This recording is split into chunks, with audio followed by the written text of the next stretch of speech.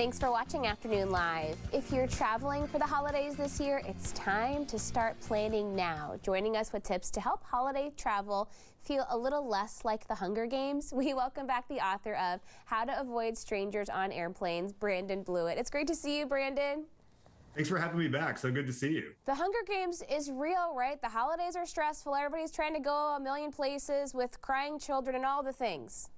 It is. It is. It can certainly feel like the Hunger Games, both literally and figuratively, especially around the Thanksgiving holiday when everything is to a period of 5 days, unlike the summer or the winter holiday periods. Yeah, Thanksgiving is really tough and it's coming up. So let's talk about just being aware of what those peak days are and kind of navigating through, if you can, maybe not traveling on the busiest of all the days.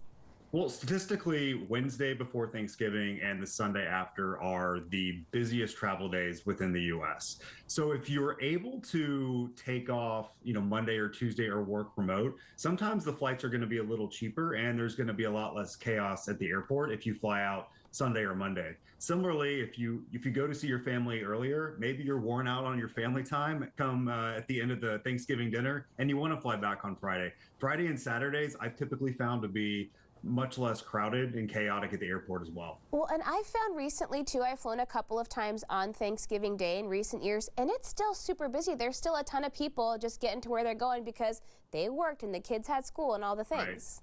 Right. And Thanksgiving Day too, if there's any kind of weather delays on Wednesday, that's all getting pushed onto Thursday, especially those morning flights so that people can make it in time for lunch. So it is a holiday because of the condensed period that you're never going to completely eliminate the crowds and the lines, but I would say it's a good rule of thumb that Wednesday and Sunday just prepare for, at least an extra hour of time that you would otherwise need. That's a good point. Just going with all the information. Okay, let's talk about just getting to the airport and the parking situation and what to think about there. Absolutely. There's so many apps now that are available for the private parking lots that are near the airport, as well as the parking garages that are on site at the various airports. So I would always check to see what the parking availability is. And if you can reserve a spot in advance, do so. Sometimes you can even get early bird specials. So that way you're not driving around a garage or a lot. You just get to the check-in and to your gate before the flight closes its boarding doors. And sometimes now you can even check security wait times before you pull up to the airport. Yeah, you can. A lot of airports have that. And what's helpful is as long as you don't have to go to a completely different terminal, if there's multiple TSA stations at the same terminal, you don't have to go to the one closest to your gate. If it's 30 minutes plus at C1, but at C15, it's 10 to 20. Well, maybe it's worth going to C20 and getting in some steps as you make your way to C1. There you go. Okay, other ways to use the tech, even if you've booked your flight through maybe a third party, you got to download the app of the airline that you're flying. It's so helpful.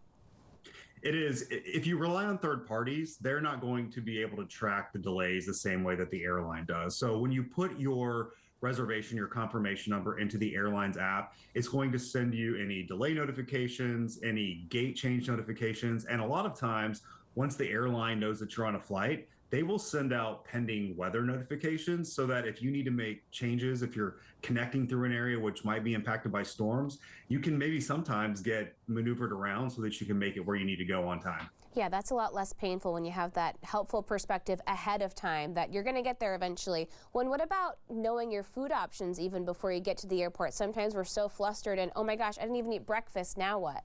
Right.